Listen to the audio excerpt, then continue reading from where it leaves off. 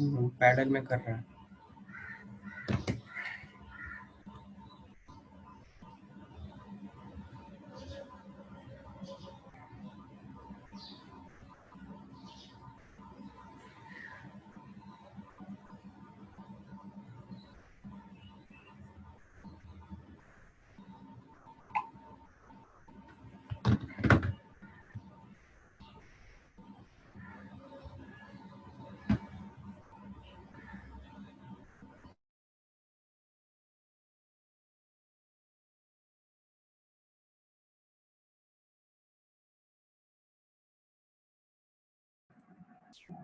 जी अस्सलाम वालेकुम। आदिल साहब वो अलाउ कर दीजिए स्क्रीन शेयर। जी सर, वालेकुम अस्सलाम।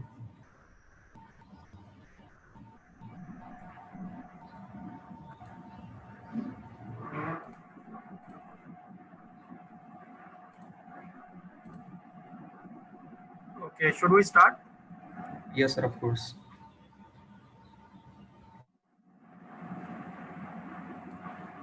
Okay, hopefully the audience can see me. I have just placed a primary background as well. Yes sir, it's really a good background. Thank you very much. So I will just stop the video at my end, and we will now start our session 2. And in this session we will focus on the architecture and the decomposition of that architecture. So the architecture, as we have already defined, that architecture is primarily, in a very technical terms, is primarily a system view which is visible to a programmer primarily. However, in a larger context, it is primarily related with the design decisions because architecture is a part of design. So when we talk about design, there are multiple concepts which are linked, like the analysis. So the analysis is very important to understand the system and also the properties and the characteristics of the system, so that we can then optimize that analysis, and then we develop our map that design to some criteria. So that design criteria, some examples of those design criteria are given. So it can be in one context refer to the system performance, that means the worst case execution time, bandwidth, throughput. In runtime usage of system resources, for example, memory usage. Design time goodness metrics, that mean complexity or encapsulation. And design time properties, maintainability, reusability, portability, and also in some contexts, project properties, the work efforts which are required to either complete the project or extend that particular part of the project. So the design criteria is not only a mix, but also it has multiple contexts. So when we talk about the level of design, there are three primarily areas which deal with the levels of design. One is the architecture level, the second one is the collaboration level, and the third one is the detailed design level. Because our focus is on the architectural component, so we primarily focus on the architectural design part, which is the optimize entire system scope with a coherent set of architectural choices. A decision can only be made if the choices are available. So if the choices are available, we can go towards the decision making or process. So this is a usual case and the general case. There may be some typical and special cases, but we are not considering that. In a collaboration design, the optimization and collaboration of objects, primarily at a system level capability or a single use case, we are not considering here. And detailed design optimize the individual level. That means individual level classes, individual level objects, functions, and the data structures. The key aspect of architectures are given in the harmony architecture, which is primarily defines 5 different views of the architecture.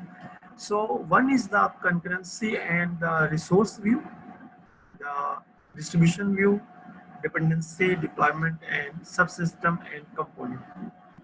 Our focus here is on the subsystem because we are interested in the decomposition of a system into subsystem, and then we want to, and we are interested to develop the interfaces between those subsystems. A brief description of these views is in this slide.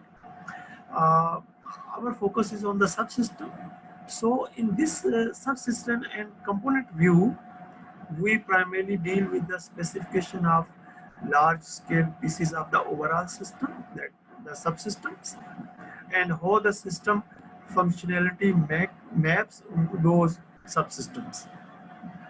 So that means again, when we started this session overview, the decomposition of a system into the subsystem and develop the interfaces between those subsystems. So in the system architecture, the focus is on specification of set of subsystems in which the system will be decomposed, and the resources are the requirements and the functionalities allocated to different subsystems, and the interfaces and the ports between those subsystems are developed.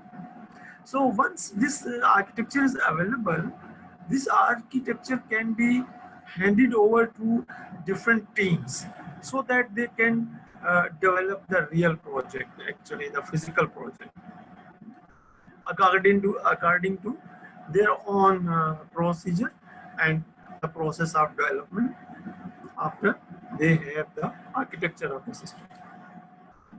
When we talk about model organization, why it is important that we have to organize a model?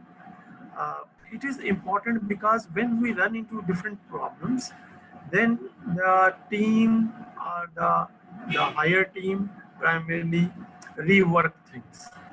And the reorganizing model or reworking at that point in time is primarily a task which is unscheduled, time consuming, and it is also primarily a error and trial type effort.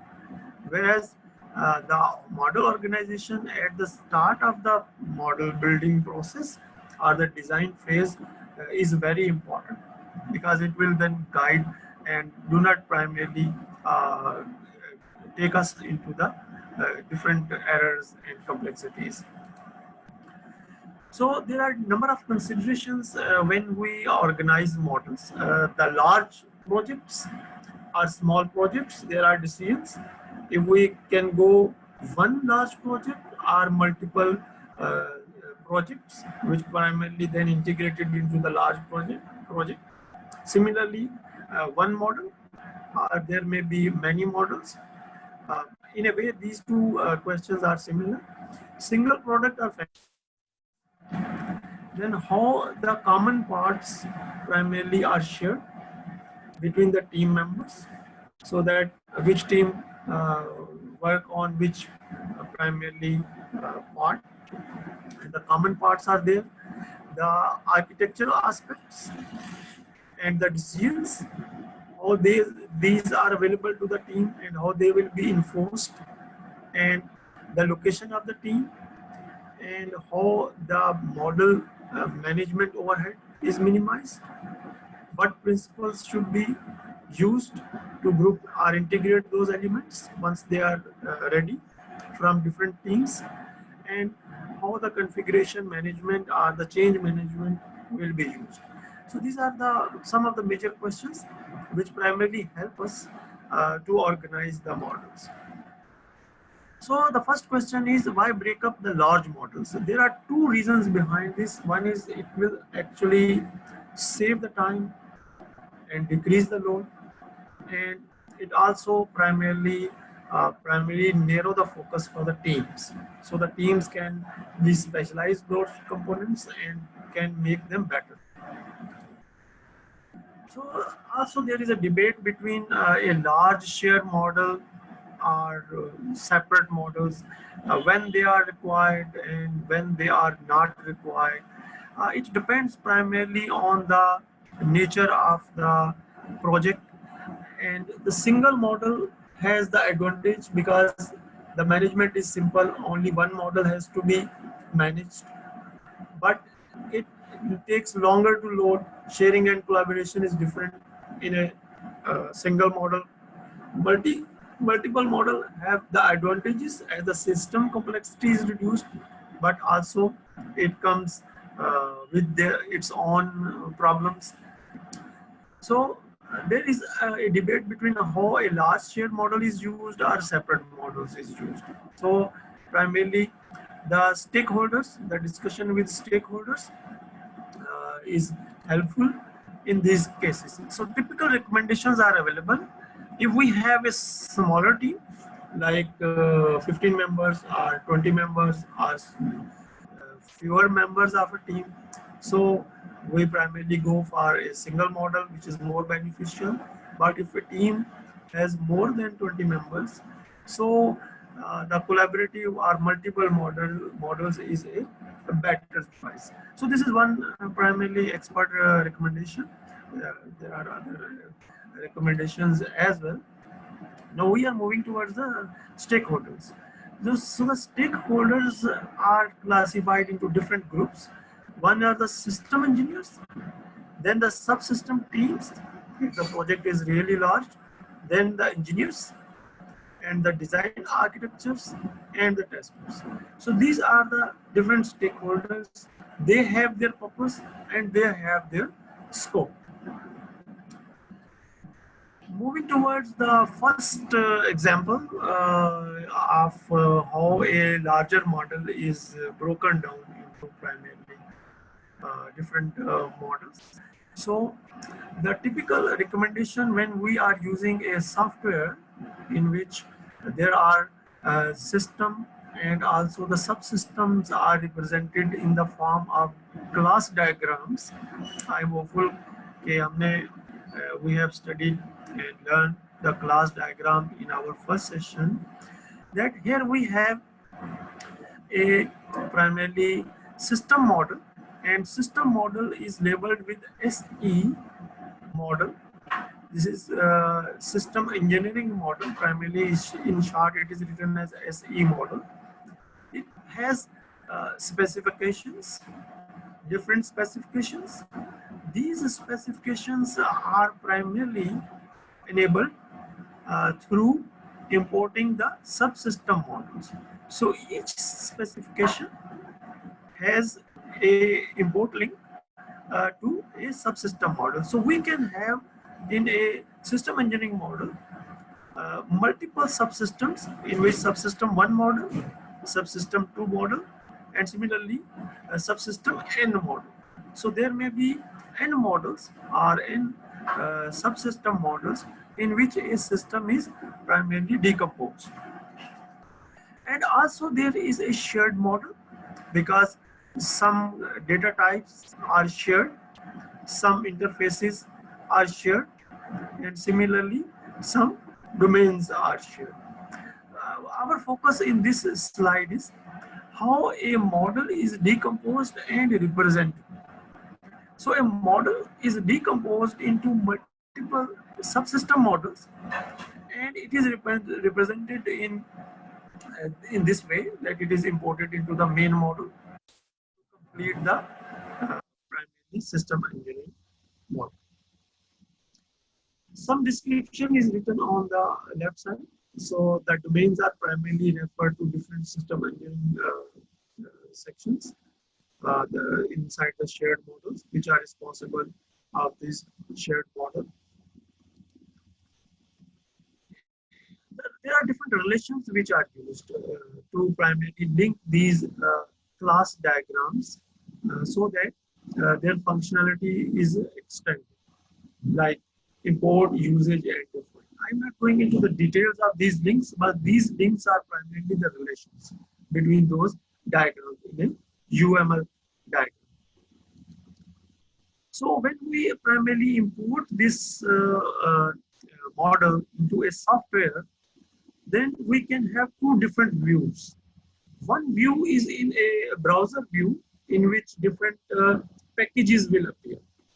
So we can have each model is in the form of a package and sub-package. So we can have, for example, we have a requirement package, and the requirement package is primarily, if we can say, it is appears in the packages node of this browser view. We are not discussing the browser view now. We are discussing the diagram view.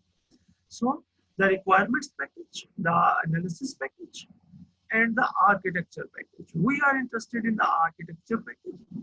As we go inside the architecture package, we can see the analysis package, which is linked with the architecture, the analysis package. We can see the design package. And inside the analysis package, we can have different primarily sub-packages which hold the different studies and propose the architecture for analysis.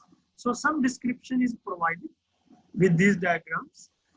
And similarly, the architecture design package in which we are interested, it contains subsystem package 1, subsystem package 2, and similarly subsystem package N. So these models are arranged in the form of packages inside a software view, and we can also see that there are the interfaces package and the data type package as. So in this diagram, we can see a software view of our architecture, which is decomposed into the models in our previous slide and into the sub packages in this slide. So these packages are then form the complete architecture design package. So some description is provided on the left side. The high level packages are the requirements, the functional analysis package, and the architecture package. And the architecture package then contains the analysis and design package. Another view which is primarily used in the industry as well is the canonical subsystem model organization. The same information, but in a somewhat different view, in a somewhat different view. You can see here the design package contains different, primarily different packages inside. Similarly, the common type package, the interface package, the domains, the same information, but in a different view. So the software package contains the requirement, analysis, architecture, and design.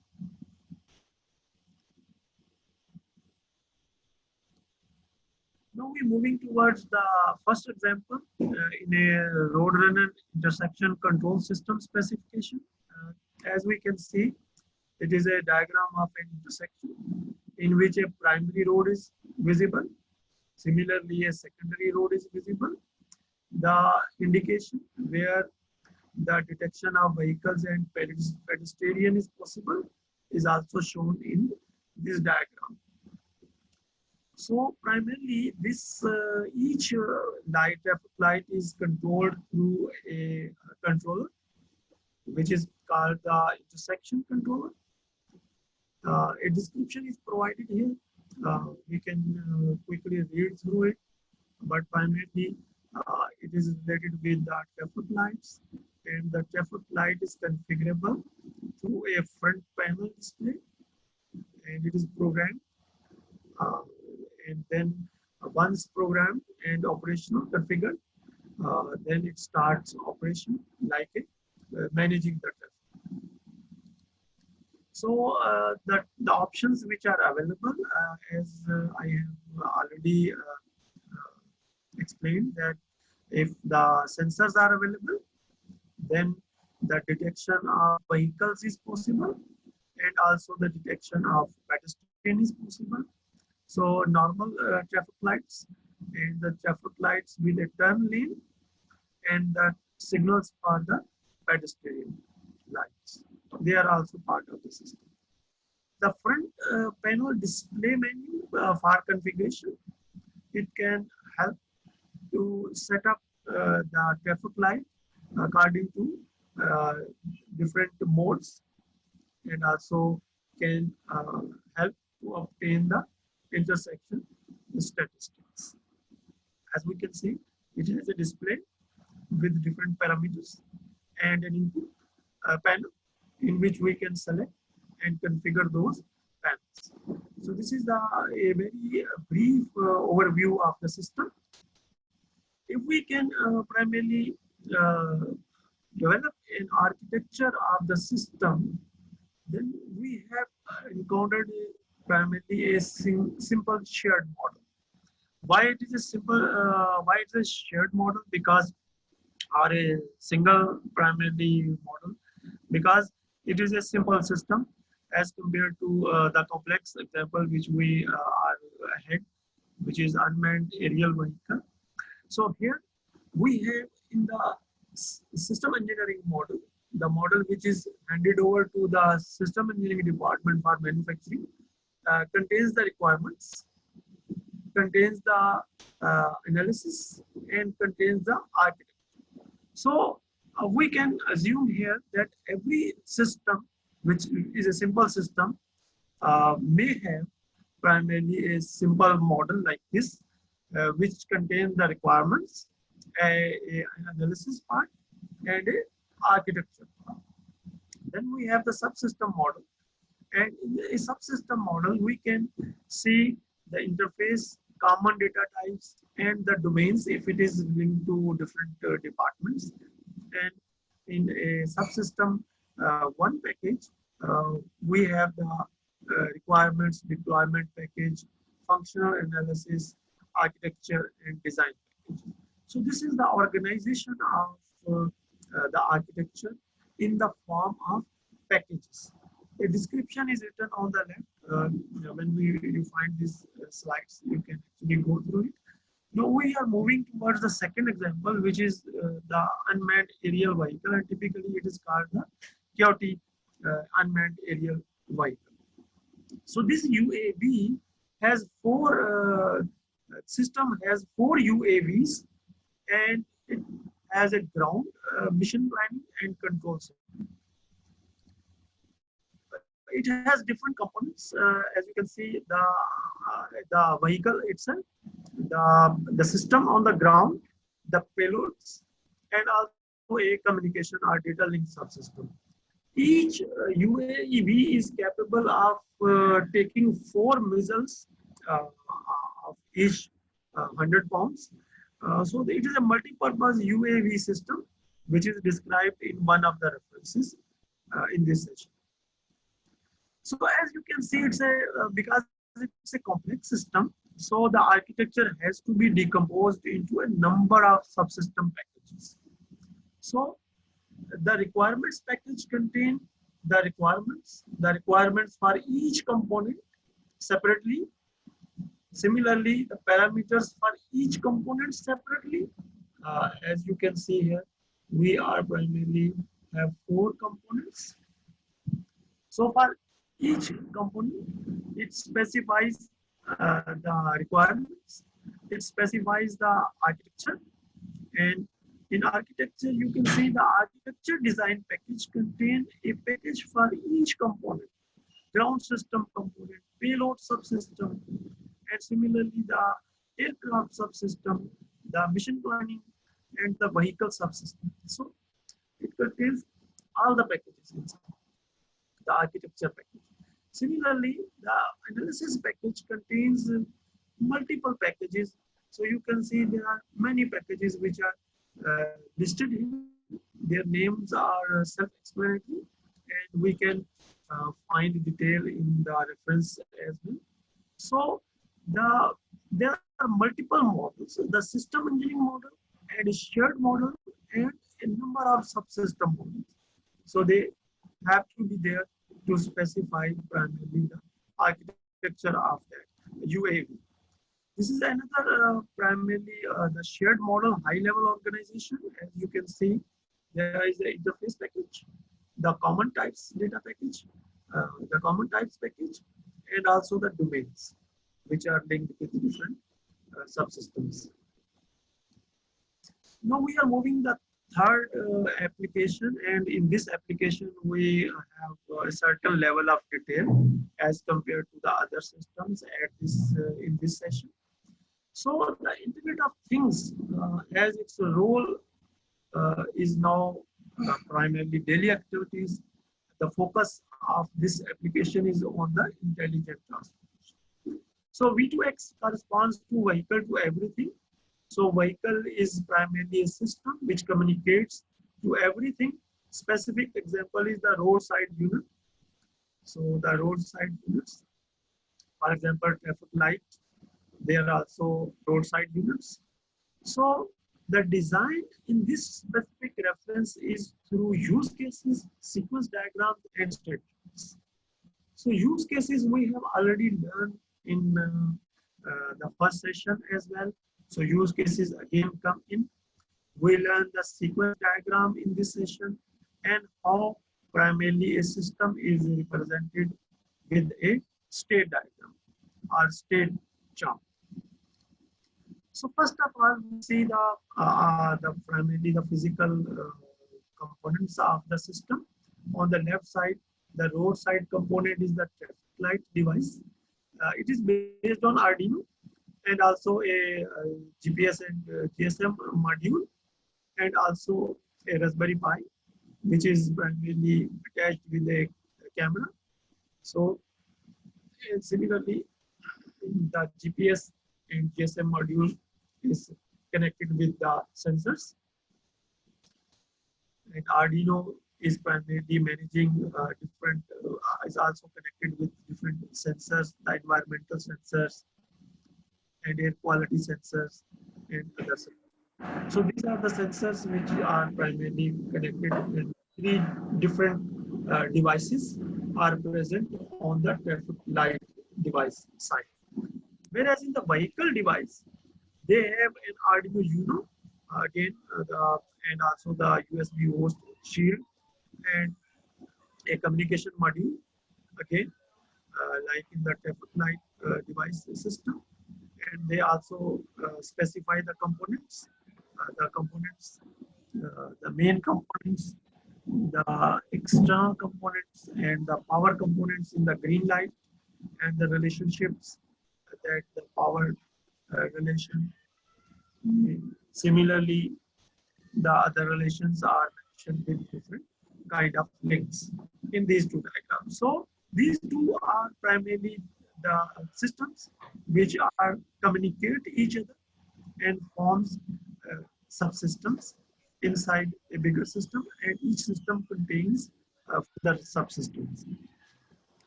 So the use case specifies different use cases. This diagram contains different use cases which are linked with the actors. One actor is the traffic light system. Another actor is the driver. Another actor is the server, which maintains the logs and different algorithms. And another subsystem is the vehicle system. And number of use cases. If we can have another view of this diagram, these are primarily the use cases which are specified under each actor. The traffic light system is primarily connected with these use cases: start camera module, calculate number of cars in the queue, send queue to the server, get environmental readings from sensors, and send environmental readings to the server. So the traffic light system has these primarily use cases, and these use cases are this diagram, which is a sequence diagram. We can see when the system initiates, the Raspberry Pi module request camera to send the video to the Raspberry Pi. This communication is shown here. So the Raspberry Pi module requests video to the camera, and then camera send video to the Raspberry Pi module.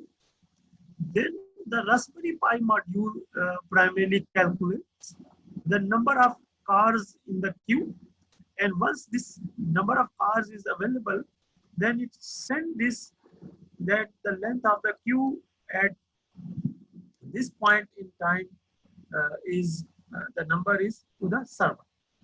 So the server primarily the entity knows how many vehicles are present in the queue.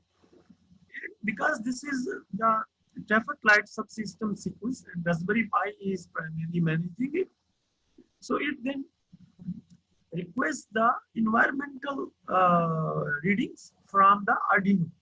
So Arduino entity then primarily sample the sensors because the sensors are continuously sending the information, and then it samples the environmental sensors and then collect that reading, and then we send this reading to the Raspberry Pi. Then Raspberry Pi send this reading to the server.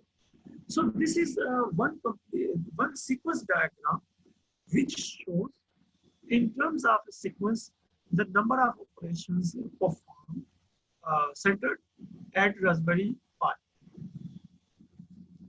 So this is also corresponds to the traffic light subsystem sequence. If we go back and see here in the traffic light subsystem, these are the use cases, and these use cases in the use case diagram, traffic light system is primarily linked with these use cases. I'm just repeating it so that it become prominent, because this has to be repeated in the complex cases as well. When the sequence diagrams comes in the complex cases, they will be then easy to understand. In a second sequence diagram, which is centered around the vehicle subsystem in this IoT application, IoT V2X application. So vehicle subsystem sequence diagram is around Arduino. So Arduino primarily requests diagnostics to the vehicle onboard diagnostic board, and that board then asks vehicle to primarily send the data, diagnostic data, and that data is then sent to the Arduino. And then Arduino primarily requests location from the GPS entity. And once the GPS information is available, this information is communicated to the server. Now server has the information from the vehicle, server has the information from the traffic lights in the previous sequence diagram. Now the next diagram is the server sequence, how the server behaves. Server, when initiated, server primarily behaves by sending the requests to the traffic light system that send me the current status of the queue. Then the traffic light system send the queue information, and similarly it sends the information to the vehicle, that the vehicle send the diagnostic information, and then it calculates the routing. And then after calculating the routing, it then send this information to another server, which is primarily collecting this information, and then it is sending to the web server so that the driver can see this information. The final diagram is the driver sequence diagram, which we can see the driver interact with the system through the infotainment system, in which it primarily requests data from the OSRM server, and this the different sequences takes place, and finally driver get the required information on the infotainment system. So this is the way how the system is simulated, and this is represented through this state chart, which is in this primarily example is our last diagram.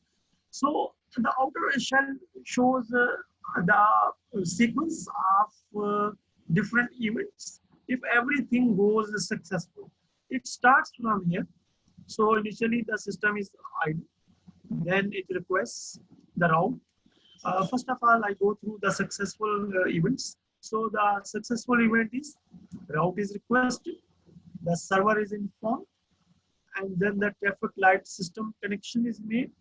the camera starts, the queue calculation occurs, the queue is sent to server, environmental readings, then the environmental readings sent to server. Now server has the information from the traffic light. Then that vehicle data is requested.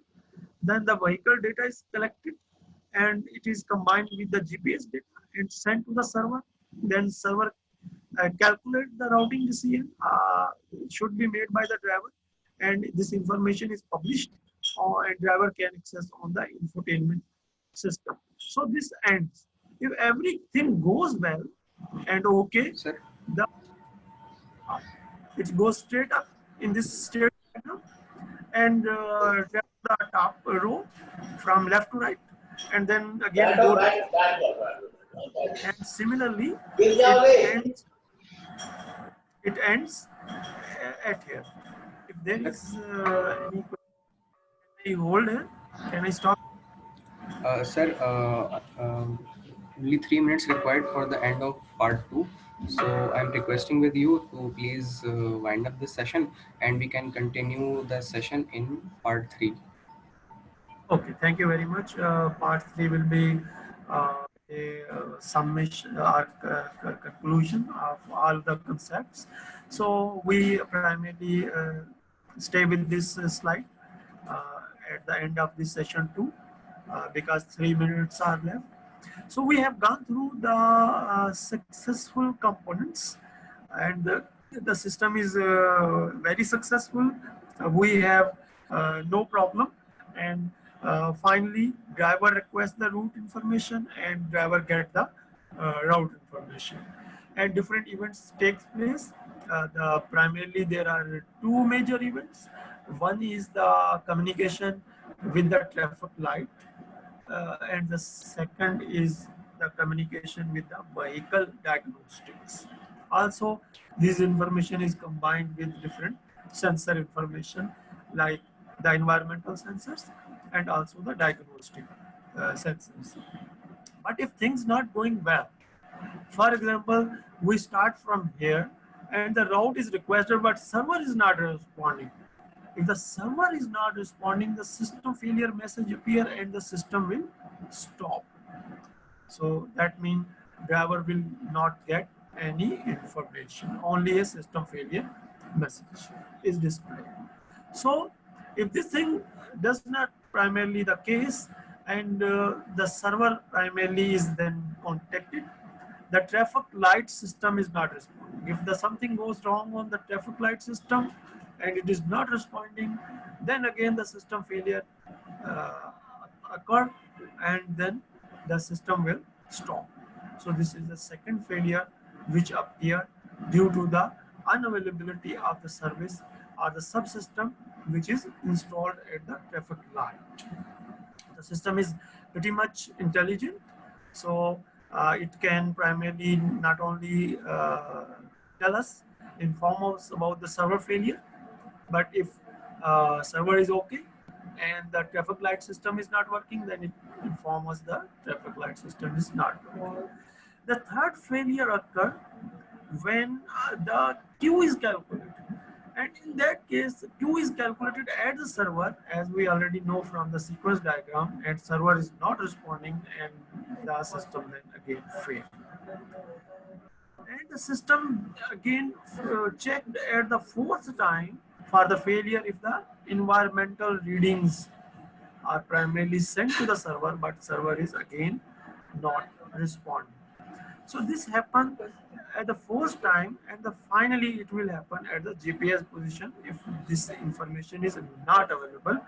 So the system in this is through this state chart is capable of identifying 5 different type of failures inside. So the conclusion or the sum up of this slide shows the state chart. The simulation is done through the sequence diagrams as we have seen in the previous slides. And state diagram is one of the representation of a system which can be simulated through the